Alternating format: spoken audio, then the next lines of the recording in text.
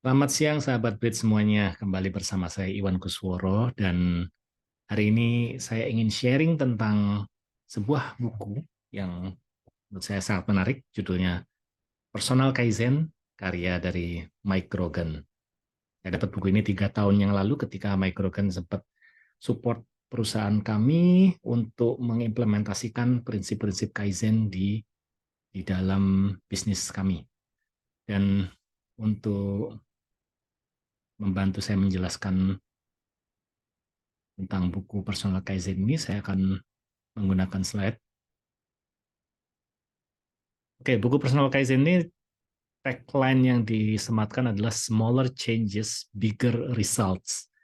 Ya, artinya buku ini banyak berbicara tentang habit, tentang kebiasaan-kebiasaan yang mungkin kelihatannya kecil, tapi jika kita lakukan terus-menerus secara konsisten, maka akan menghasilkan perubahan yang sangat besar dan akan bermanfaat bagi hidup kita.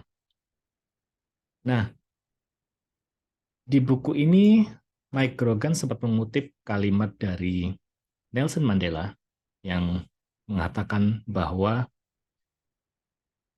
pertarungan terberat yang pernah saya hadapi adalah ketika saya ingin merubah diri saya. Ya, dari pernyataannya seorang Nelson Mandela sekalipun itu mengalami sebuah perjuangan yang berat ketika dia harus merubah dirinya atau dalam konteksnya inilah merubah kebiasaan-kebiasaan yang dilakukan. Dan memang pernyataan dari Nelson Mandela cukup beralasan karena dalam kehidupan kita, kita itu sering susah sekali dalam dalam merubah kebiasaan kita. Let's say sesuatu yang simple lah, kita biasa menulis dengan tangan kanan, lalu kita harus merubahnya menulis dengan tangan kiri. Pasti susahnya luar biasa, dan kalau kita udah sangat frustasi, susah banget ini kayak kita balik lagi nulis pakai tangan kanan. Itu sesusah itu sebenarnya untuk merubah diri kita. Nah, tapi di buku ini si Mike Grogan menjelaskan ada at least ada 10 alasan kenapa kita seringnya gagal ketika kita melakukan perubahan. Saya nggak akan jelaskan semuanya, hanya beberapa aja yang saya highlight di sini. Yang pertama, kenapa kita gagal adalah kita itu berkeinginan untuk mendapatkan perubahan yang sangat besar daripada perubahan kecil tapi konsisten kita kumpulkan dalam jangka waktu yang panjang. Jadi kalau misalnya kita punya eh, keinginan untuk menurunkan berat badan, kita tuh ibaratnya kita pengen, saya tuh mau turun berat badan 10 kilo, itu hanya dalam waktu 3 hari, atau mungkin 1 hari. Ya kalau saya bilang itu nggak realistis.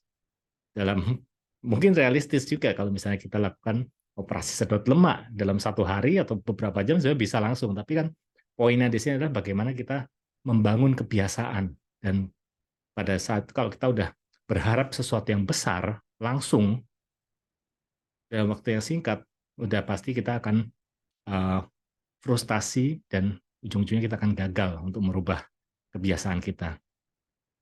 Lalu di sini ada juga kita uh, menghentikan satu kebiasaan yang bisa dibilang kurang baik ya kebiasaannya, tapi kita tidak menggantinya dengan kebiasaan yang baru.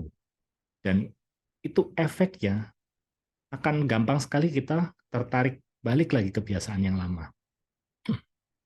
Contoh misalkan kalau saya punya kebiasaan nonton film di Netflix ya, wah saya kok eh, waktu saya habis buat nonton Netflix, saya pengen merubah kebiasaan ini. Ya udah saya akan stop nonton Netflix. Tapi kita nggak melakukan hal-hal baru untuk menggantikan aktivitas nonton Netflix tadi. Akhirnya apa? Ya akhirnya kita pada saat eh, pada saat kita bingung nggak tahu mau ngapain, akhirnya kita ujungnya balik lagi ke Netflix. Jadi di poin inilah kita coba ganti dengan kebiasaan baru. Mungkin dengan nggak nonton Netflix, saya akan mulai baca buku, atau mungkin saya mulai nonton YouTube untuk konten-konten yang lebih ke personal development, dan mungkin sudah mulai memikirkan untuk sharing tentang apa yang saya pelajari itu kepada rekan-rekan saya, mungkin teman-teman di kantor. Itu pasti kebiasaannya akan eh, lebih itulah ya, nggak mudah kembali lagi ke kebiasaan yang lama karena kita sudah punya aktivitas penggantinya. Kemudian di poin 7 dan 8 ini saya gabungkan aja. Kita terlalu meremehkan lingkungan dan orang-orang di sekitar kita yang punya efek dalam apa yang merubah kebiasaan kita. Ya, jadi kebiasaan kita itu banyak dipengaruhi juga oleh orang-orang di sekitar kita, banyak dipengaruhi juga dengan lingkungan di sekitar kita. Ini mungkin kita lihat waktu pandemi kemarin, banyak orang-orang yang berubah kebiasaannya, olahraganya, jadinya main sepeda semuanya. Toko-toko sepeda itu pada laris manis semua. Karena semua orang punya kebiasaan baru jadinya. Jadi lingkungan itu sangat berpengaruh dalam kita merubah kebiasaan. Orang-orang pun juga berpengaruh. Kita mungkin punya teman yang senang sepedaan juga, akhirnya kita ngikut sepedaan. Nah, jadi poinnya dari item 7 dan 8 adalah kita bagaimana kita mendesain lingkungan kita, mendesain orang-orang di lingkungan kita, dengan siapa kita berteman, teman yang seperti apa yang harus kita jaga jarak dari mereka, karena mereka mungkin kebiasaan membawa pengaruh buruk atau kebiasaan kebiasaan buruk yang nggak kita inginkan ada di diri kita coba jauhilah sementara waktu sampai kita benar-benar udah bisa firm dengan kebiasaan kita dan kalau bisa malah kita yang mempengaruhi mereka untuk punya kebiasaan seperti kita. Yang berikutnya adalah we underestimate the power of incentive. Um, Insentif ini satu hal yang itu ya kalau penting buat saya ya karena kita melakukan kebiasaan tadi kan susah susah banget katanya Nelson Mandela tadi. Nah, ada kalanya kita harus kasih insentif kepada diri kita pada saat kita berhasil melakukan satu aktivitas yang bisa dibilang itu berefek positif kepada kita. Kita misalkan punya eh, ingin membentuk kebiasaan untuk berolahraga setiap hari. Lalu kita setting setiap pagi saya mau lari pagi, setiap pagi saya mau nge-gym, setiap pagi saya mau bersepeda. Pada saat kita sudah berhasil melakukan itu di hari tersebut, tidak ada salahnya kita memberikan insentif bagi diri kita. Insentifnya berupa apa? Nggak harus yang mahal. Mungkin segelas kopi yang harganya mungkin cuma 15.000 sampai 20.000, atau mungkin juga bisa insentifnya berupa siang ini saya mau makan yang sedikit lebih mewah. Tentu saja kalau ngomongin kesehatan, mewah bukan berarti sesuatu yang itu ya makanan nggak sehat ya. Tetap kita harus jaga kesehatan, makanan-makanan sehat kita. Ya banyaklah kita kita sendiri yang bisa menentukan insentif seperti apa yang kita perlu desain, kita perlu berikan pada diri kita agar besoknya kita semangat lagi karena kita bisa berharap bisa dapat insentif lagi. Nah, personal kaizen. Kaizen sendiri sebenarnya bukan satu istilah baru, bahkan saya waktu kerja di perusahaan manufaktur dulu sempat dengar kata kaizen ini, terutama kalau di perusahaan Jepang ya. Tapi prinsipnya kaizen sama, small change for the better. Perubahan kecil yang dilakukan terus-menerus sehingga akan membawa sesuatu yang lebih baik ke depannya. Itu prinsipnya kaizen. Dan eh, seorang kaizen guru ya, kaizen guru dari Jepang, Masaki Imai, itu juga menyatakan bahwa filosofi kaizen itu sebenarnya eh, bisa kita gunakan di semua aspek di kehidupan kita. Bisa di pekerjaan, bisa di kehidupan sosial, bisa di kehidupan rumah tangga juga. Jadi semuanya itu pantas untuk kita lakukan perbaikan terus-menerus dengan prinsip kaizen ini. Nah, Mike Rogan di bukunya ini, dia intisari dari buku ini sebenarnya poinnya adalah ke yang dia sebut sebagai Nine Keystone Habits. 9 kebiasaan-kebiasaan dasar yang kalau kita bisa lakukan, sebenarnya ini kebiasaan kecil sebenarnya. Kebiasaan kecil, tapi kalau kita bisa lakukan secara terus-menerus, maka itu akan impact-nya kayak eh, snowball ya, bola es gitu. Itu jangka panjang efeknya akan besar, memberikan impact positif kepada diri kita. Yang pertama adalah thankfulness, berterima kasih atau bersyukur. Kita bisa berterima kasih kepada rekan kita, kita bisa berterima kasih kepada Tuhan karena kita sudah diberikan kehidupan sampai hari ini, sampai hari masih bisa bernafas, sampai hari ini masih bisa makan enak, masih bisa hidup dengan sehat. Terima kasih kepada rekan kerja kita karena sudah dibantu dalam menyelesaikan pekerjaan. Banyak yang bisa kita terapkan dari satu kata thankfulness ini. Yang kedua adalah rest your mind. Nah, rest your mind ini adalah mengistirahatkan pikiran kita. Kadang kalau kita udah kena pekerjaan, nggak ada hentinya, bertubi-tubi. Kalau pekerjaan satu belum selesai, udah ada pekerjaan berikutnya menanti, request-request.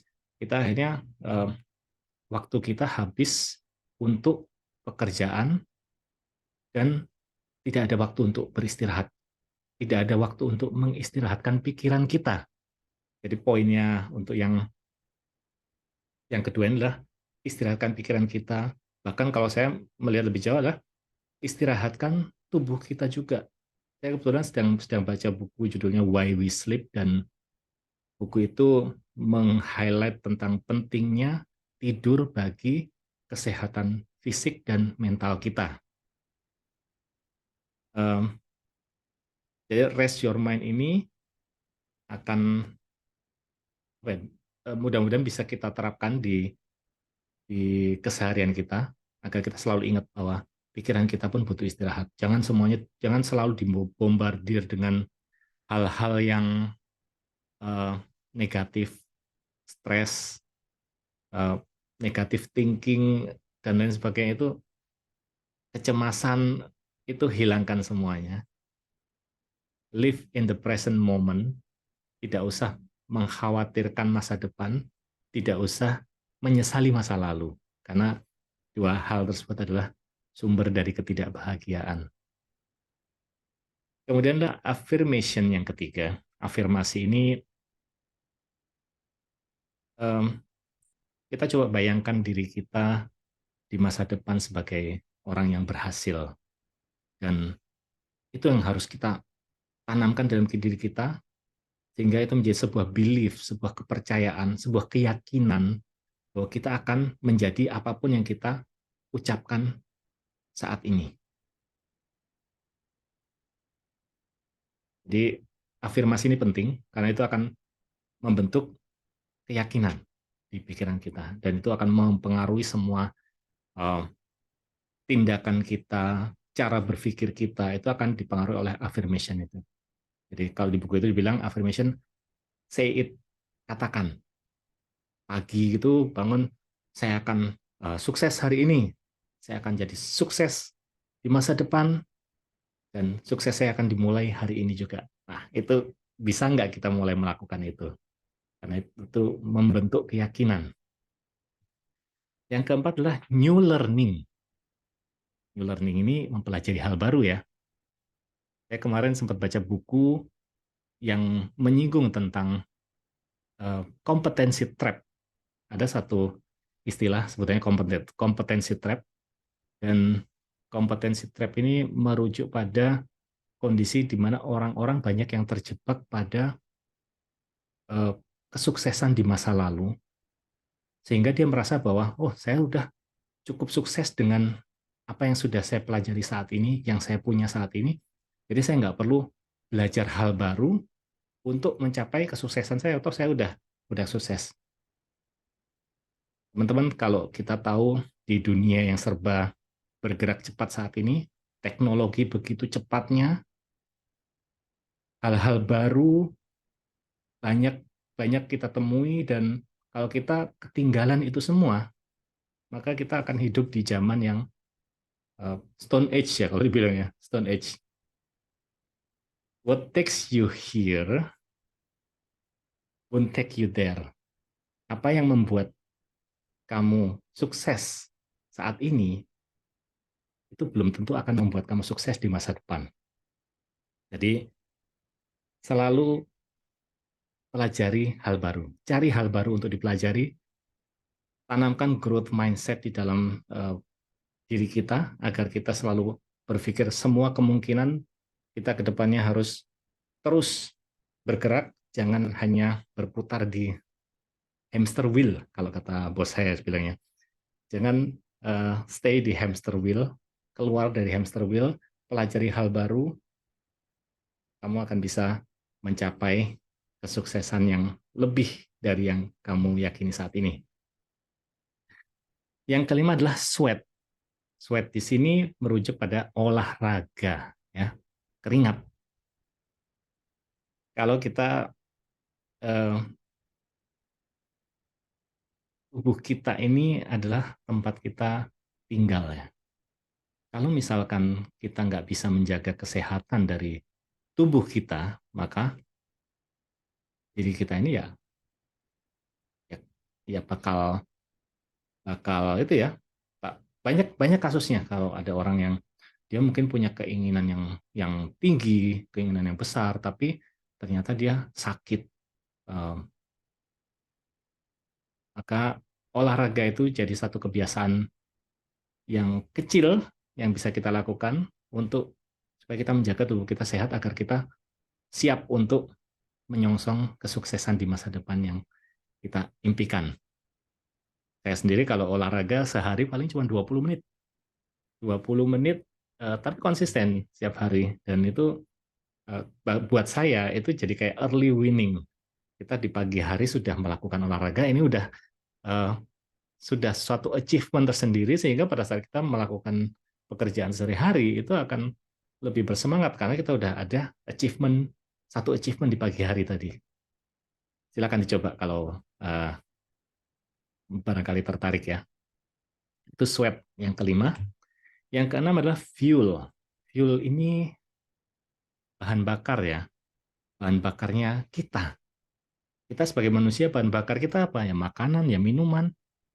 Dan di buku ini terkait fuel dia mengedepankan tentang pentingnya kita memilih makanan-makanan apa yang mesti masuk ke tubuh kita. Jadi mulailah pelajari makanan sehat, makanan yang tidak berbahaya bagi tubuh, kurangi goreng-gorengan ya mungkin ya, atau mungkin kurangi makanan yang terlalu manis. Gula itu baik bagi tubuh, tapi kalau terlalu banyak itu efeknya luar biasa mengerikan. Kita kita saat ini udah dikepung produk-produk yang serba banyak mengandung gula, yang itu semua didukung dengan marketing campaign yang sangat besar juga didanai jutaan dolar supaya apa? Supaya kita memasukkan too much sugar in our body. Kita masukkan terlalu banyak gula ke dalam tubuh kita. Dan penyakit-penyakit yang um, terkait metabolisme tubuh itu makin hari makin banyak jumlahnya. Tingkat obesitas di Amerika itu juga luar biasa tingginya. Mudah-mudahan jangan sampai ke Indonesia ya. Tapi sebenarnya di Indonesia pun kita sudah melihat kecenderungan itu. Jadi sebisa mungkin kita uh, membatasi lah asupan gula di tubuh kita. Seperlunya saja. Oke, itu fuel. Kemudian yang ketujuh lah outdoors. Outdoors ini apa ya? Kegiatan di luar rumah. Um, Kalau kita tipe-tipe yang mager, kita lebih senang stay di rumah, tiduran, nggak mau keluar. Mungkin kita pasti rubah kebiasaan itu. Karena di luar sana itu banyak hal-hal yang indah. Nggak usah lah kita ngomongin healing ke tempat-tempat yang ke Bali lah, ke ke Lombok atau mungkin ke tempat-tempat yang serba nature gitu ya. Kita sekitar rumah kita aja lah. Kita keluar, kita nikmati matahari pagi, kita lihat pohon-pohon hijau dan burung-burung yang berkicau. Itu akan memberikan satu sensasi tersendiri bagi tubuh kita. Dan kalau saya pribadi mengalami merasakan sendiri bahwa pada saat kita di luar rumah, kita banyak melihat kondisi-kondisi yang bikin kita banyak bersyukur. Contohnya, kita melihat ada orang yang bekerja menyapu di pinggir jalan, atau mungkin kita melihat ada pemulung, atau juga kita melihat ada orang yang pagi-pagi banget sudah berangkat kerja pakai motor, eh, dan apa ya, kadang itu buat saya pribadi, saya bersyukur karena di perusahaan saya masih menerapkan ada work from home sehingga kita bisa eh, nggak perlu yang setiap hari harus ke kantor. Timbul rasa syukur kita melihat orang tadi yang nyapu-nyapu di pinggir jalan. Oh, untungnya saya masih punya pekerjaan yang lebih baik daripada orang tersebut. Muncul rasa syukur kita. Dan akhirnya apa? Muncul ke poin yang pertama tadi, thankfulness. Kita jadi bersyukur. Kita masih diberikan nikmat yang seperti ini oleh Tuhan. Jadi sekali-kali pergi keluar, outdoor, dan di sana banyak sekali yang bisa kita temui dan kita jadikan inspirasi ya dalam kehidupan kita. Yang kedelapan adalah remind yourself. Ini mungkin ada kaitannya dengan yang affirmation tadi ya. Kita setting satu belief di dalam diri kita, sebuah keyakinan dalam diri kita untuk menjadi sesuatu, menjadi orang yang sukses. Tapi itu harus kita wujudkan ke dalam aktivitas sehari-hari kita. Sehingga poin 8 ini, remind yourself, adalah pada saat kita mau melakukan satu hal, kita coba pikirkan lagi, ingatkan lagi diri kita. Yang saya lakukan ini apakah sesuai dengan tujuan hidup saya? Apakah sesuai dengan purpose saya? Kalau saya teruskan ini, apakah ini mencederai atau mendukung apa yang jadi cita-cita saya di masa depan? Nah, itu coba diingatkan lagi diri kita. Ya. Jadi ini salah satu poin yang untuk membentuk alignment juga antara action kita dengan purpose kita. Yang kesembilan, yang terakhir adalah make a promise. Buatlah janji. Janji di sini, kalau misalkan kita sering kita berjanji pada orang lain, tapi kita nggak yakin bisa menepatinya. Mungkin ada beberapa dari kita yang mengalami itu. Kita, oh iya ya, saya akan kapan-kapan kita ketemu ya, tapi kapan-kapannya benar-benar cuma jadi kapan-kapan, nggak pernah ada eh, apa, nggak pernah ada realisasinya. Nah, di poin 9 ini kita dilatih untuk membentuk kebiasaan buat janji. Tujuannya apa? Supaya kita pun terlatih untuk menepatinya. Jadi bukan sekedar membuat janjinya saja, tapi juga menepatinya. Karena itu akan melatih integritas kita. Ya. Dan nggak perlu janji yang muluk-muluk lah. Janji sekedar janjian ketemu minum kopi, atau mungkin janjian kita mau bantu dia menyelesaikan pekerjaannya dia. Ada satu pekerjaan yang butuh support kita. Kita coba bikin janji. Dan kita berusaha menepatinya yang penting. Karena itu akan, yang tadi saya bilang, melatih integritas kita. Karena integritas itu penting untuk membentuk personality kita juga. Orang akan mengenal kita sebagai orang yang tidak melupakan janji, selalu menepati janji. Dan itu kalau kita lakukan secara terus-menerus, insya Allah itu akan efeknya bagus buat diri kita. Dan 9 keystone habits tadi, kalau huruf depannya kita gabungkan, uniknya ini menjadi sebuah kata ya. transform. Jadi memang si penulisnya Mike Grogan tadi sengaja bikin singkatan ini karena diharapkan dengan kebiasaan kecil yang kita kita coba bangun ini, mungkin nggak harus 99-nya kita kita lakukan. Bahkan di situ Mike Grogan juga bilang nggak harus 99 yang kita lakukan. Ambillah beberapa aja dan yang penting konsisten kita melakukannya. Itu mudah-mudahan bisa mentransformasi diri kita menjadi orang baru yang akan jauh lebih baik buat diri kita sendiri, buat orang di sekitar kita, dan juga buat masyarakat di sekitar kita. Oke, terima kasih atas waktunya menyimak paparan saya hari ini. Mudah-mudahan bermanfaat ya sharing saya hari ini. Kalau misalkan ada komentar atau mungkin saran, silakan ditulis di kolom komentar ya. Dan jangan lupa subscribe di channel Brit, karena kita akan memberikan banyak video-video yang menarik seperti ini. Sampai jumpa di video berikutnya. Selamat siang.